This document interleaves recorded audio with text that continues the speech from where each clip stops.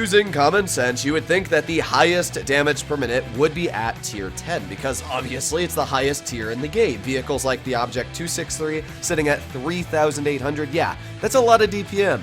But the tier 9, being the SU-122-54, kind of laughs at the 263, sitting at over 400 more damage per minute at 3,275. The SU-122 is a downright incredible tank, and it's one of the deadliest opponents you'll ever fight. But there is one downside, and it's a pretty big downside. A lot of tanks that gain massive amounts of DPM usually have big drawbacks, and this is in fact the only tank in the entire game that is able to break 4,000 damage per minute. Vehicles like the Yag Tiger, vehicles like the AT-15, Tortoise, Foch, they're close. They're sitting upwards of 3,900, but they do not physically break the 4,000 barrier. And this one goes another 300 over that barrier. So what are the downsides of this vehicle? Well, the first is the fact that it has no gun depression. Sitting at 4 degrees, yeah, that's quite bad. And judging that this is a very mobile tank, it's not very enjoyable to try and drive over a ridge or really do anything where you can't shoot your opponents, because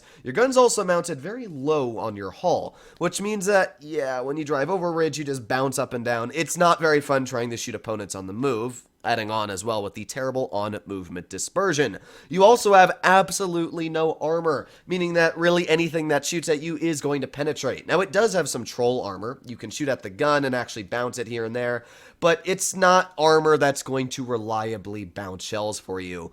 But the fact that this tank has mobility and the DPM, plus it's actually got pretty impressive penetration, 374 millimeters if you're running calibrated shells, but this is one of those few tank destroyers that I run gun rammer on. You know I mean business when I'm running gun rammer on it. You're still at 340 mils a pen though, which is plenty for a tier 9 tank destroyer. You'll be able to cut through most tier 10 armor as it is. Now, what does the enemy team have? Well, they got a 60 TP, FV215, B1A3, a Grill 15, T57 Heavy, Bash Chatillon 25 TAP, and as well an E50 and an E75. So they got some pretty decent heavies, especially like the E75, the 57 Heavy, and 60 TP. Yeah, those are all really, really strong tanks. One shot from a 60 TP is about a third of my hit point pool gone, actually more. So yeah, I gotta be really, really careful in this game. And oh boy, that's already the 57 Heavy spotted, and I'm backing the heck up. Thankfully, this tank, as I said, is quite mobile. So that's one shell into the 57 Heavy, and yeet, another snap into that tank. That is 837 hit points I just took off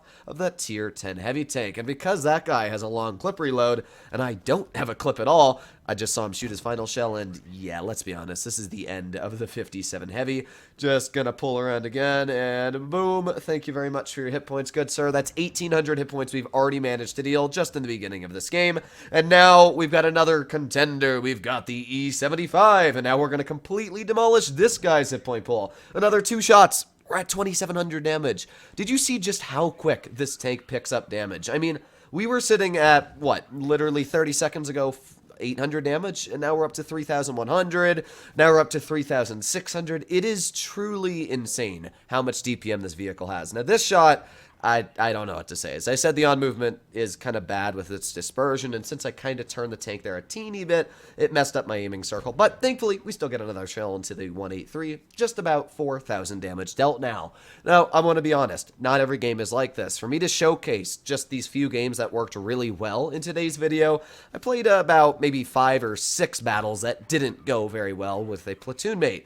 And yeah, they didn't go great. I mean, we didn't lose any of them, I don't think. We only lost one of the battles, but it's definitely not one of those tanks that you're just walking in the park and getting, like this battle here, 4,600 damage this quickly. There are games that happen like this, but I want to point out that not every game is going to work out like this, especially because it takes a lot of skill to do some really good things in this vehicle.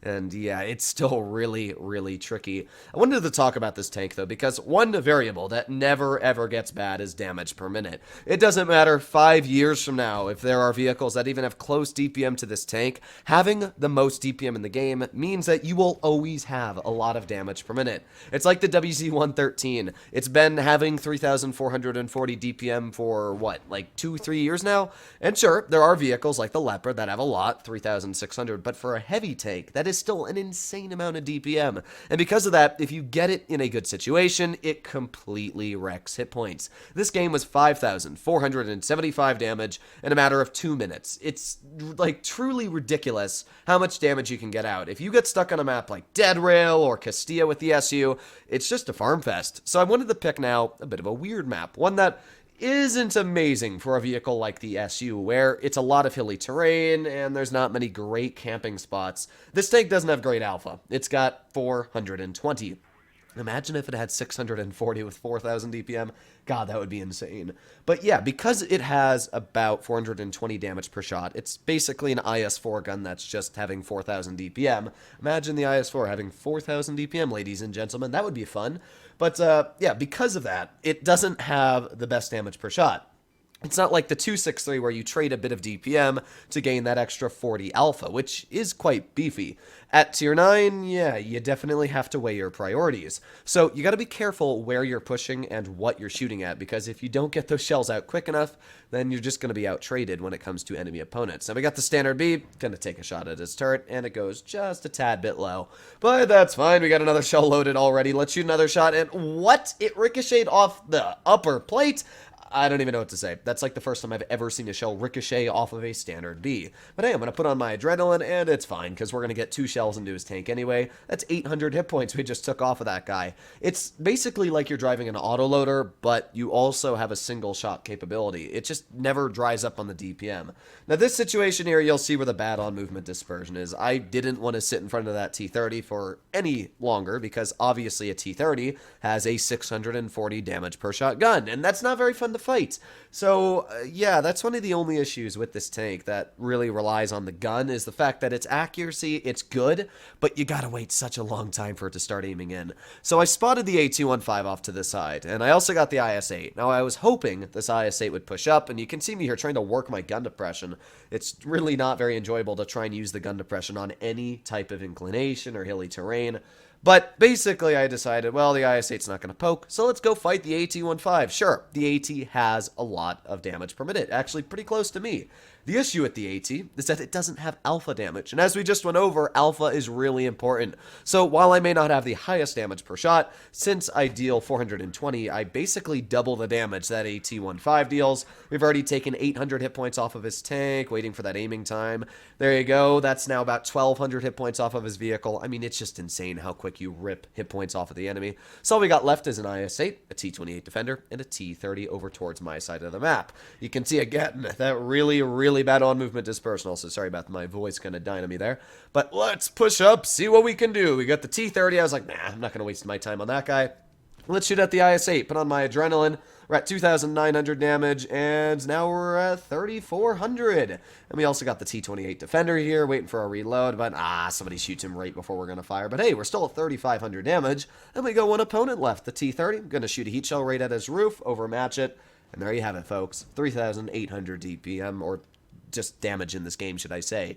This game was a bit more of a realistic approach, and you noticed a lot of my shells got very lucky that they actually hit the opponent, like that snap on the IS-8, like that snap on the AT-15. I didn't really fully aim them in. That is just one of the downsides of the SU, is the fact that its aiming time at 4 seconds is not amazing, paired with the .326 dispersion. I love this tank. It's one of my highest performing tier 9s in the game at 75% win rate for over 200 battles. Yeah, that's pretty dang good. So I've always loved this tank, and DPM definitely works well for it, but it's a very situational vehicle. Hopefully, all of you enjoyed today's video. Let me know what you guys think about this tank in the comments down below, if it's still strong after so many years, and yeah, if you do, let me know. But other than that, I'll be seeing you in the next one. Bye-bye.